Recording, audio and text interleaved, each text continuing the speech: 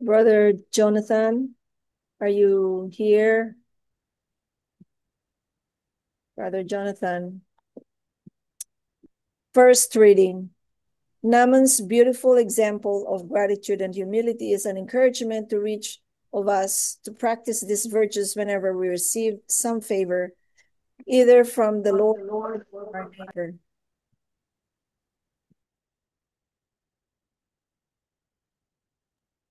A reading from the second book of Kings.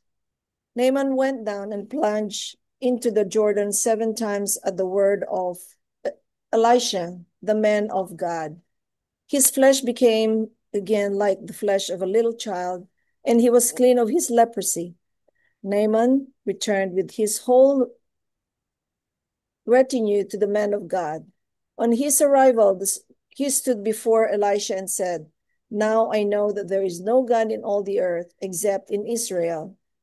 Please accept a gift from our servant." Elisha said, "As the Lord lives whom I serve, I will not take it." And despite Naaman's urging, he still refused. Naaman said, "If you still not accept, please let me, your servant, have 2 mule loads of earth, for I will no longer offer holocaust or sacrifice to any other God except to the Lord." The word of the Lord.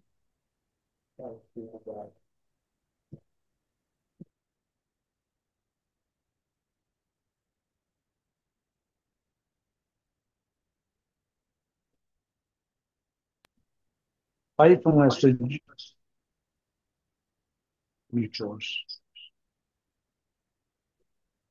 Faithfulness to Jesus Christ in all circumstances of life is the mark of true discipleship.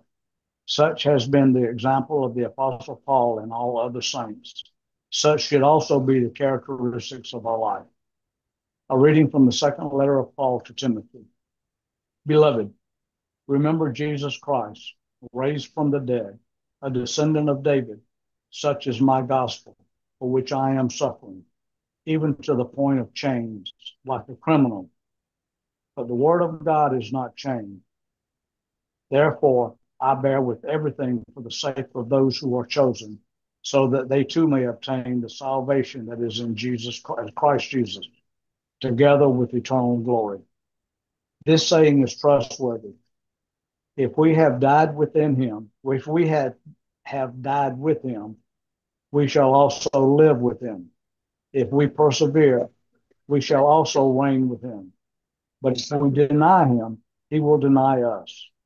If we are unfaithful, he remains faithful, for he cannot deny himself. Thanks The be word to of the God. Lord. Thanks be to God.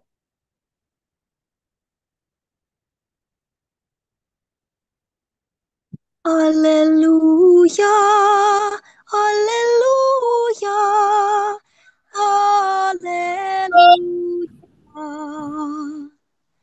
Alleluia, alleluia, alleluia. In all circumstances give thanks, for this is the will of God for you in Christ Jesus. Alleluia, alleluia, alleluia.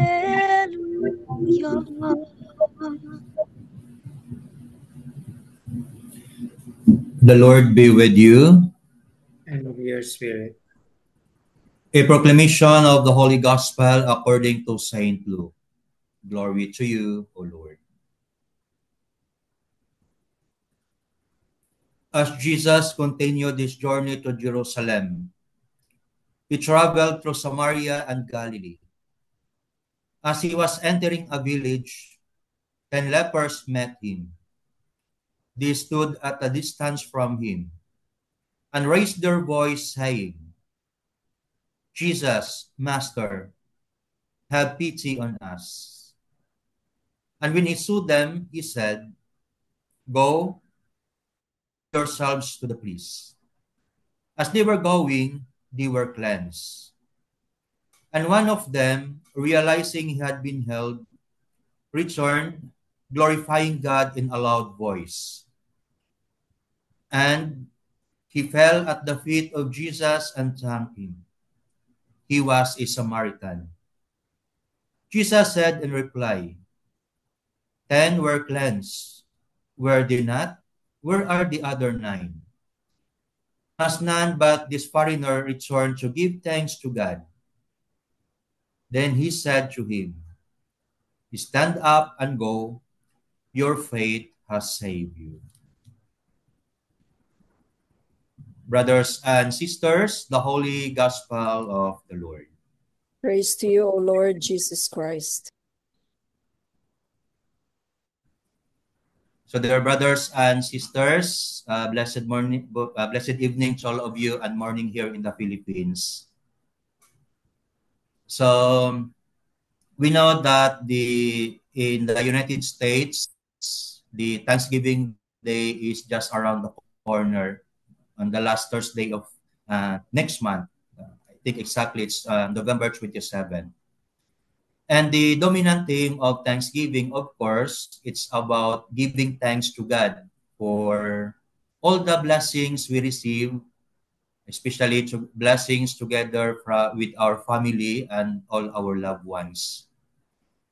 And I believe that our readings for today, not only our Gospels, they are very timely for the theme also of our readings. It's all about thanksgiving or giving thanks to the Lord. In our first reading from the second book of Kings, we have heard of Naaman expressing his gratitude to God for being held from leprosy through the prophet Elisha. And if we go also to our gospel from St. Luke's account, our gospel also tells us that the acts of thanksgiving done by the leper, this leper was not named, but according to the description of the gospel, he was a Samaritan. He came back to Jesus to express his gratitude. And for me personally, of the stories of Naaman and this Samaritan being held from leprosy in our gospel, I believe the point of these stories is all about the importance of thanksgiving. So if we go back to our gospel, 10 lepers were healed. But unfortunately, only one came back to thank Jesus, the one who was a Samaritan. And many Bible scholars, they said that this Samaritan leper, he was not only healed, but he was also saved. So let us listen to the words of Jesus in our gospel as addressed to this Samaritan leper.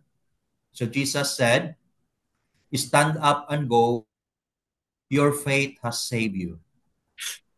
So we could really say that the rest were healed but not saved. Only the Samaritan leper.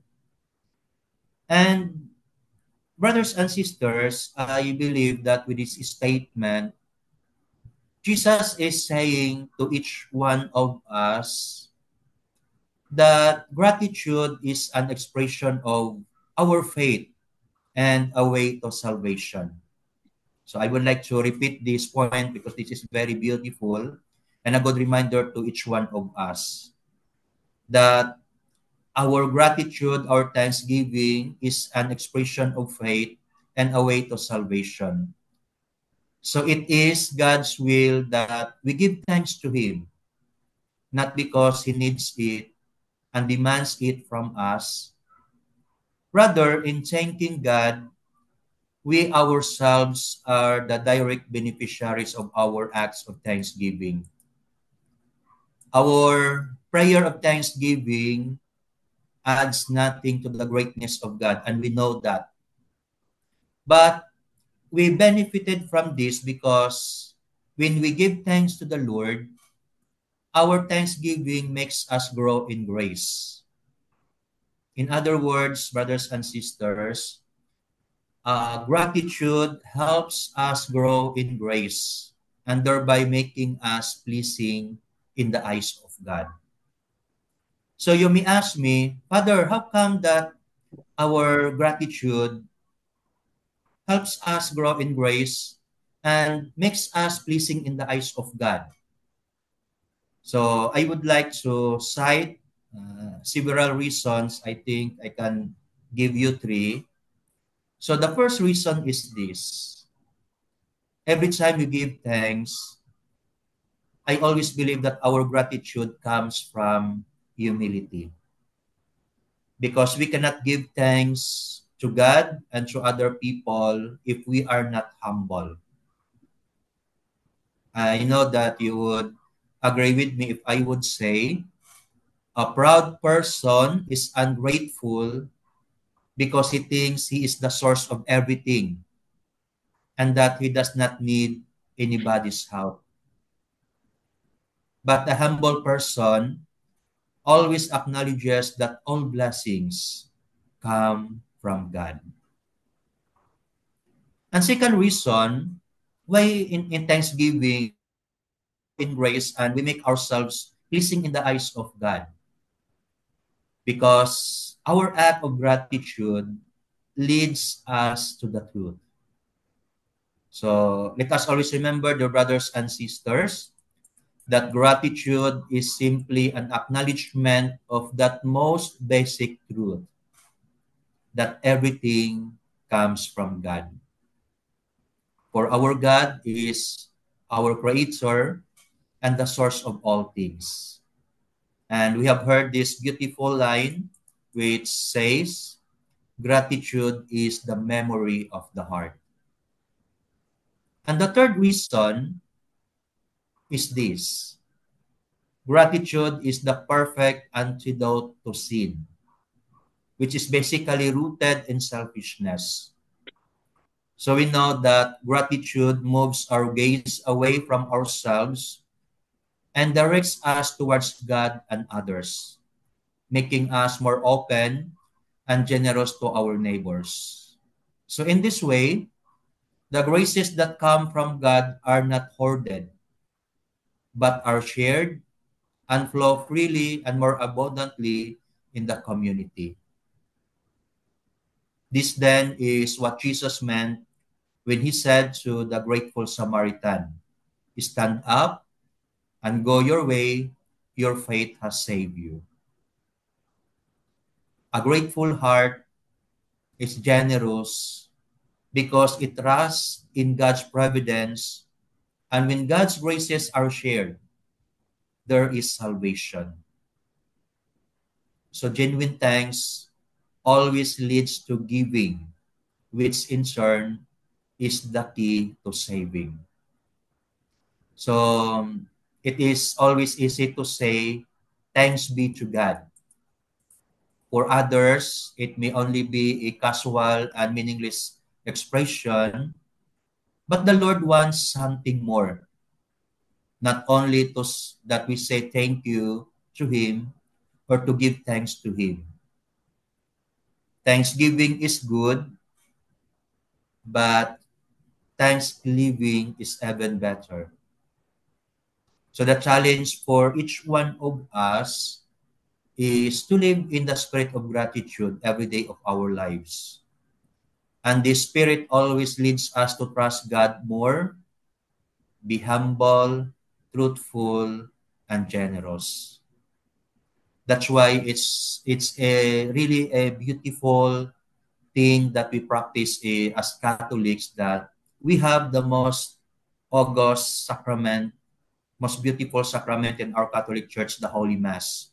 And we know that the other name that we use for the Holy Mass is the Holy Eucharist. And we know that the word Eucharist comes from the Greek word Eucharistin, meaning thanksgiving or we give thanks.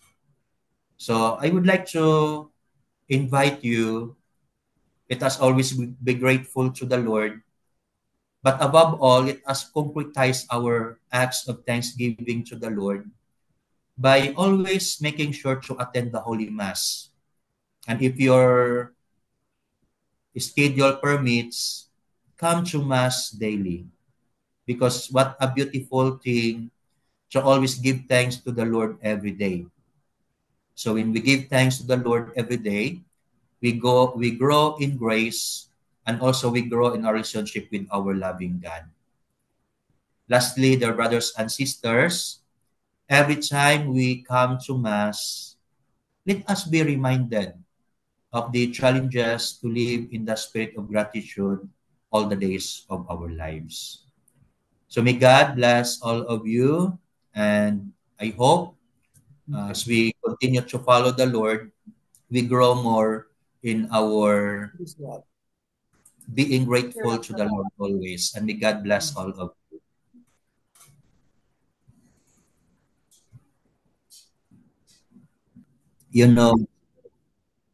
You know what's happening in our country, in the Philippines nowadays. So we are still experiencing aftershocks because of that 7.4 earthquake in Manay, Davao Oriental. But here in Chagoms, there are, I think, 5 churches that experience like significant damages, in the buildings. But we're doing good, and I think we have to get used of how to live our lives here with all these calamities that we experience. So continue to pray for us, and then we are praying for you. And on behalf of the whole family of the Queen Apostles College Seminary, thank you so much for being part of this beautiful community of yours, especially for us priests, for the opportunity also to share our reflections, gospel reflections every Sunday here, and then I think Saturday evening there. So thank you so much, and may God bless all of you and all the members of your respective family. So is it okay if I can give you the final blessing? Yeah. Okay. So the Lord be with you. And with your spirit. And may the blessing of Almighty God be with you and to all the members of your respective family, the Father and the Son and the Holy Spirit. Amen. Good evening, and thank you.